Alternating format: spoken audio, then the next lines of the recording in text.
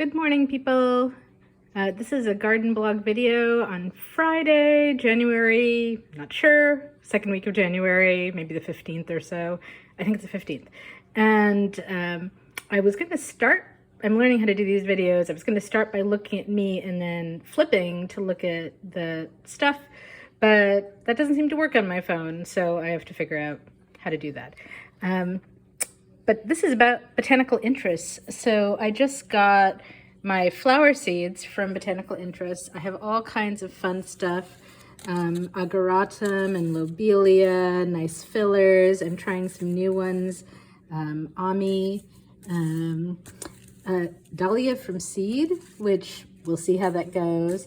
Delphinium, I'm also a little dubious about this because I have a lot of trouble with Delphinium, but maybe from seed it'll work. Flax, I think, will be easy, so that's great. Hollyhock, I love hollyhocks. So, and this one is a really dramatic color. It may take a year or two to get established. A lot of these seeds are exercises in patience because even if they're not ones you have to start indoors, they might be simply sow outside pretty easily, but it could take 2 years, maybe even longer before they get to flowering. So you just have to put them in and hope, essentially. And but if you do that every year, eventually, I think you should have some flowers. So lupines can be a little pricey. I got Pixie Delight. I'm hoping to get a lot of little lupines. This is an unusual Morning Glory. I couldn't resist the name Flying Saucer. I know some people think Morning Glories are weedy, but I love them. Nicotiana, this is the Indian Peace Pipe one, has these beautiful long flowers that are not quite typical in Nicotiana, but I really love the scent of this. This is a tobacco plant. It's a beautiful scent. Sea holly is a great architectural plant to have in your borders, and it makes a great addition to cut flower arrangements. It sometimes gets confused with thistle, but not the same.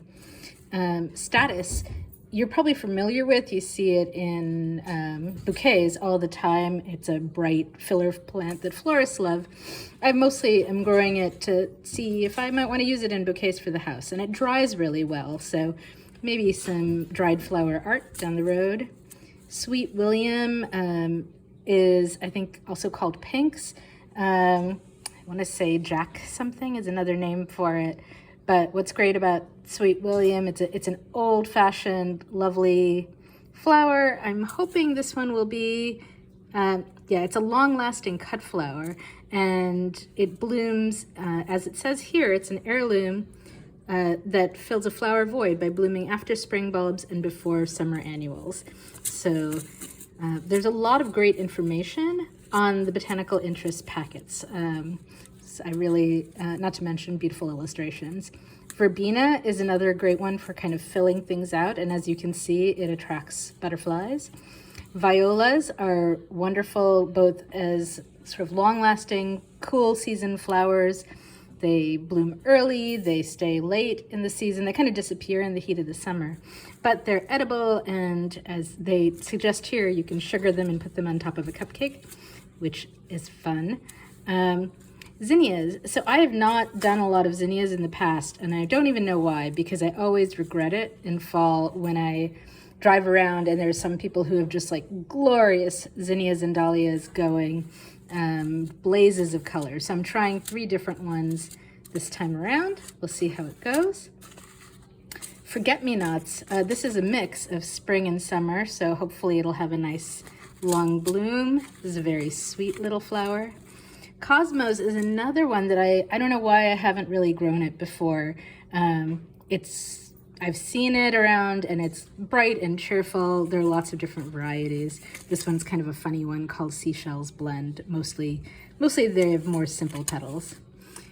Sweet peas smell really nice, great for climbing up things. Moonflower, this one is tricky. As it says here on the back, it has special germination instructions. Nick seeds or soak them in water for 24 hours before sowing. So I always want moonflower. I have not yet succeeded in growing it from seed. Every time I put it in the ground, it just never does anything. So it's great if you're doing a moon garden. So what I'm going to try this year is starting it indoors and seeing if I can get plants that I can then transplant outside. It does say that the roots are sensitive to disturbance, so you should sow them in biodegradable pots that can be directly planted in the garden. And I've picked some of those up, so we're going to try it. Mission bells, California mission bells I miss California, so I always try and plant some California poppies just to remind me. Hi, kitty. Hello. Love in a Mist is another great one to scatter and will fill in beautifully. It comes in pinks too.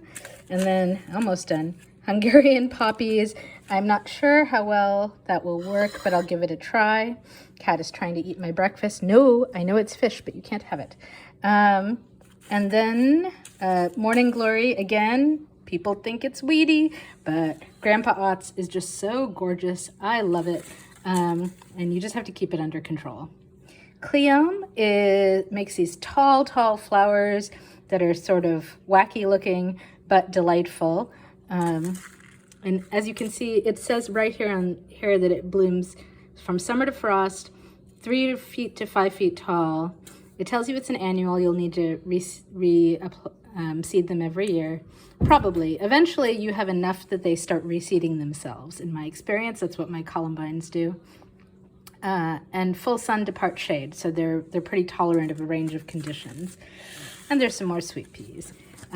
And then here I have cup and saucer vine, which I have never seen, I think, and it just looks so interesting. It's another heirloom, honey-scented flowers treasured since the 1700s. Quick growing cover for a fence or trellis. I'm really going to try this year to grow up as much as I can to add another dimension to my garden. And I wanted to just briefly go over what information Botanical Interest puts on the back. So they give you a little picture of what it's going to look like. They tell you how long it'll take to emerge. They tell you how deep to plant it. You don't have to be precise about that. It just gives you an idea. Tells you the recommended spacing of the seeds. Thinning. That means, when you grow from seeds, you're going to sometimes get a lot of little seedlings, and there's more of them in an area than that area can sustain. The roots will be competing with each other. So you want to take your scissors and go in there and trim some away to one. In this one, they say 1 to every 24 to 36 inches. That can take a little getting used to. The first time I did it, I felt very cruel, but it really is for the best. Then they have a nice little description up here telling you about the plant. And then this is really critical when you're starting seeds. You have to, what I'm going to go do is go through all of these and sort them into starting inside versus starting outside. And they usually will say this is like recommended here is to start these inside. And then I'm going to divide it by date. And I will look at my last frost date here in Illinois. The Farmer's Almanac says it's April 18th. So I'm going to calculate back. I'll have a calendar open and I'll calculate back and say like, okay, 6 to 8 weeks before or 1 to 2 weeks after. And I will make piles of seed packets based on those dates. And then I usually put a rubber band around them and stick a Post-it on so that every week I know, okay, these are the ones that I'm supposed to deal with this week.